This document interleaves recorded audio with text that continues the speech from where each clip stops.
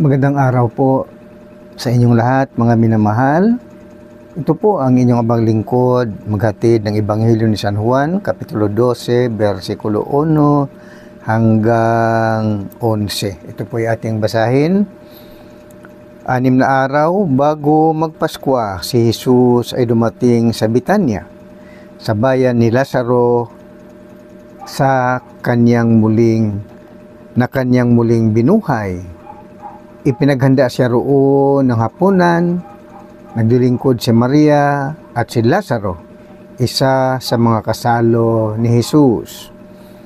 Kumuha si Maria ng mamahaling pabango, isang libra ng dalisay na nardo, at ibinuhos sa mga paa ni Jesus. Pagkatapos pinunasan ng kanyang buhok at humalimuyak sa buong bahay ang pabango. Si Judas Iscariote, ang alagad na magkakanulo kay Jesus, ay nagsabi, "Bakit hindi ipinagbili ang pabango at ibinigay sa mga dukha? Ang pinagbilhan, maaring umabot sa 300 denaryo ang halaga niyan." Hindi dahil sa siya'y may malasakit sa mga dukha, kaya niya sinabi iyon, kundi dahil sa siya'y magnanakaw. Siya ang nag-iingat ng kanilang salapi at kinukupit niya ito. Sumagot si Jesus, "Ano't siya'y ginugulo ninyo? Pabayaan ninyong ilaan niya ito para sa paglilibing sa akin. Habang panahon ay kasama ninyo ang mga dukha, ngunit ako'y hindi ninyo kasama sa habang panahon." Nabalitaan ng maraming Hudyo na si Jesus ay nasa Betania. Kaya't pumaroon sila, hindi lamang dahil sa kanya, kundi para makita si Lazaro sa kanyang muling binuhay.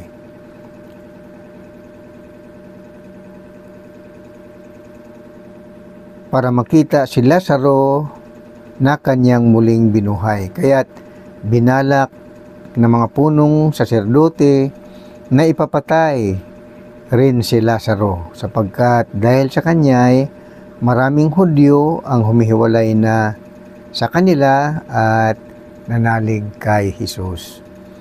Kaya dito, mga minamahal,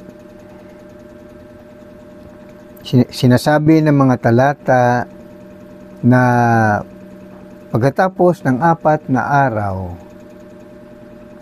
nang si Lazaro ay binuhay muli mula sa mga patay, ay marami ng mga Hudyo ang nakakaalam tungkol sa mga pangyayari. Kaya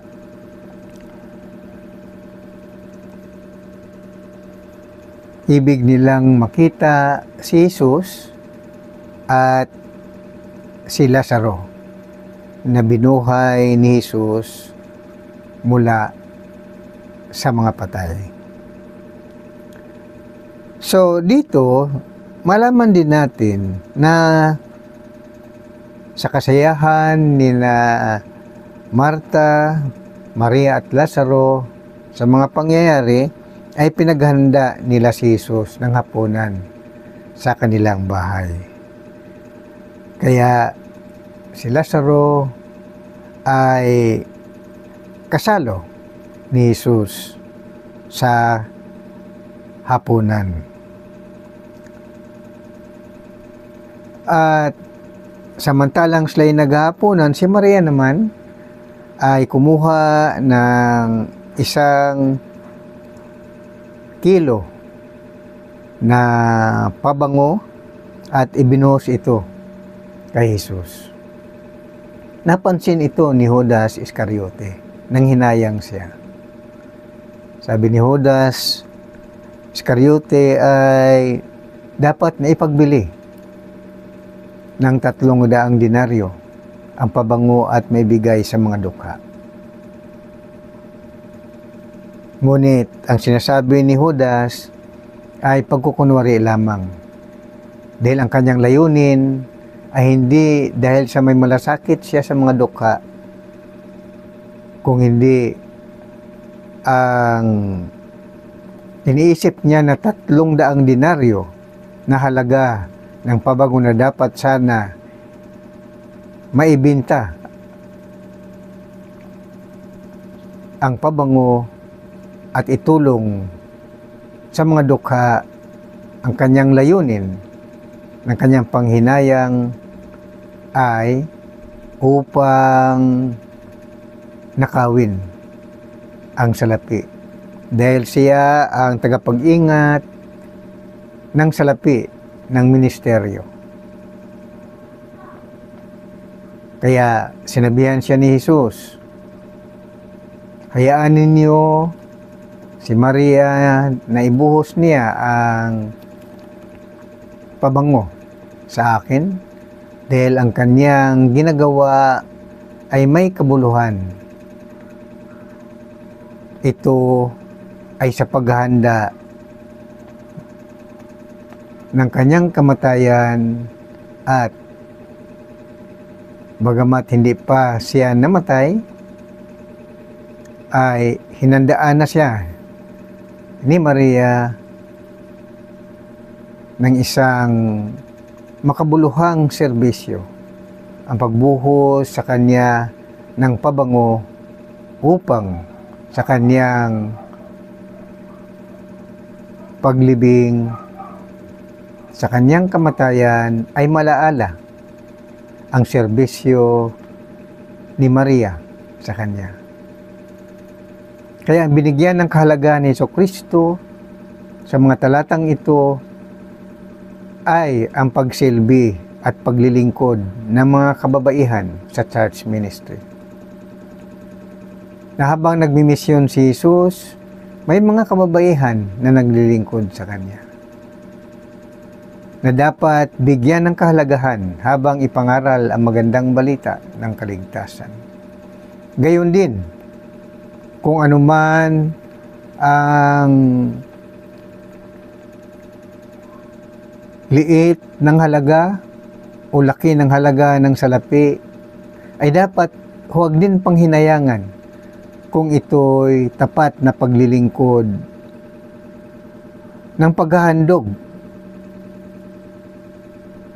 at paglilingkod sa Panginoong Hesukristo.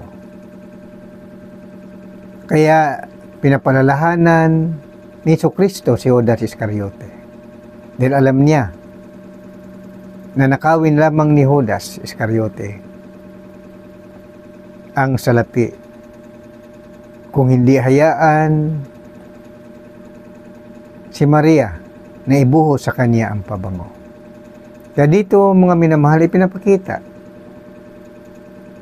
sa Ebanghelyo ni Juan, Kapitulo 12, versikulo 1 hanggang 11, na kahit gaano kahalaga ang gastusin at kahit gaano kamahal ang pabango, ang kahalagahan nito, kung ito iaalay sa paglilingkod sa Panginoon, ito ay dapat hindi panghinayangan. Gayon din,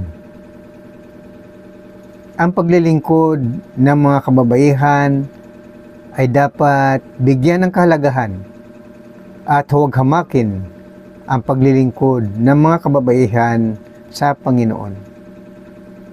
Dahil sa church ministry, maraming mga babae ang ibig maglingkod.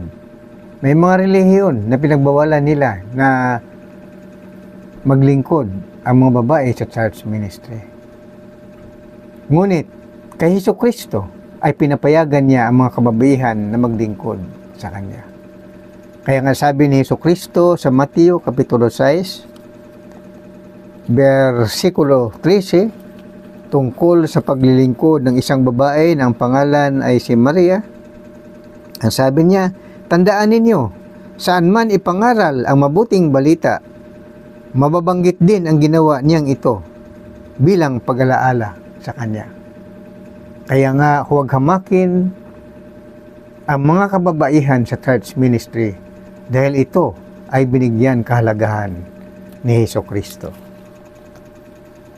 At karagdagan pa nito, sa Juan Kapitulo 12, versikulo 9 hanggang 11, nabalitaan ng maraming Hudyo na si Jesus ay nasa Betanya, kaya't pumaroon sila. Hindi lamang dahil sa kanya, kundi para makita si Lazaro na kanyang muling binuhay. Kaya't binalak ng mga punong saserdote na ipapatay rin si Lazaro sapagkat dahil sa kanya ay maraming Hudyo ang humihiwalay na sa kanila at nanalig kay Jesus. So dito, mga minamahal, maraming sumampalataya kay Hesukristo dahil sa pagbuhay kay Lazaro mula sa mga patay. Nakita nila ang kapangyarihan ng Diyos. Kaya nagalit ang mga kaparian at Parisiyo. Kaya ibig na rin nilang hindi lamang si Jesus ang patayin, kundi isama na rin si Lazaro na binuhay ni Jesus mula sa kamatayan nito. Dahil nakita nila na lumilipat na ang mga Hudyo kay Hesukristo.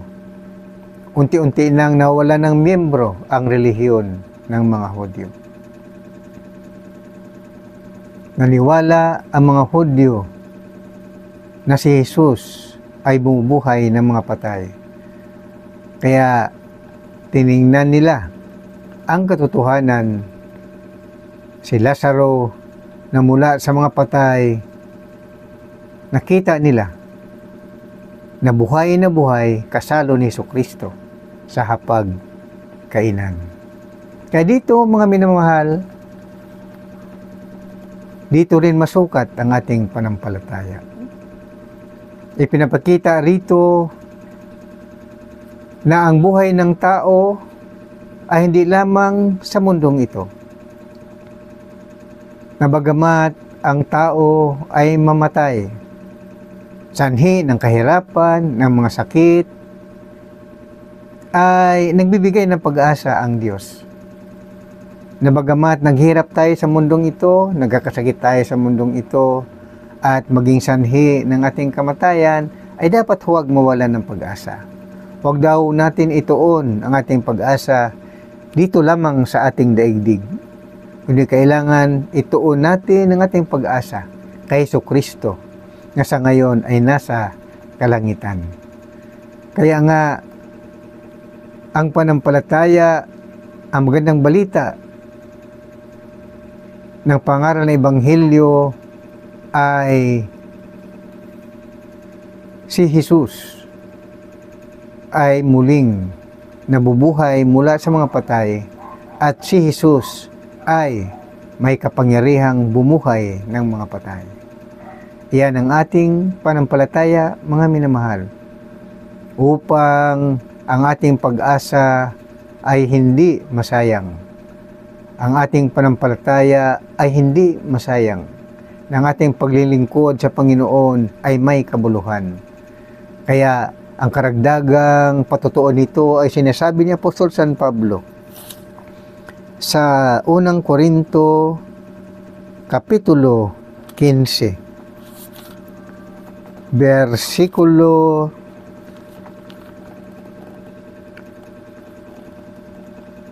19.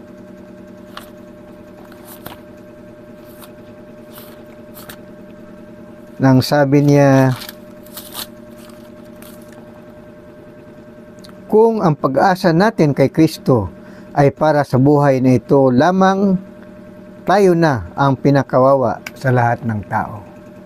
Tandaan ninyo mga kapatid, kasi ang mga Kristiyano, karamihan sa mga Kristiyano ay mahirap, mga dukha. Hinahamak pa nga tayong mga Kristiyano Hinahamak tayo ng mga mayayaman na hindi sumasampalataya sa Diyos. Dahil para sa kanila walang kabuluhan ang ating paglilingkod sa Diyos. Hinahamak tayo na karamihan sa atin ay nanatiling mahirap. Ngunit, dahil sa tayo sumampalataya na hindi lamang sa daigdig na ito ang ating pag-asa, dahil lugmok na nga tayo sa kawalan ng salapi, lugmok na tayo sa kawalan ng pagkain, lugmok na tayo sa banig ng karamdaman, lugmok na tayo sa talagang mga pagsubok at mga paghirap. Ngunit dahil sa ating panampalataya kay Jesucristo, hindi lamang nakatuon ang ating buhay, ang ating isipan sa daigdig na ito dahil tayo ay naniwala na palayain tayo ni Jesucristo sa ating paghihirap, pagalingin tayo sa ating mga sakit, bigyan ng lunas ang ating mga problema, at tayo, bagamat pansamantala lamang sa mundong ito, dadanas tayo ng kamatayan, ngunit naniwala tayo na tayo ay muling buhayin mula sa mga patay katulad ng pagbuhay ni Jesus kay Lazaro.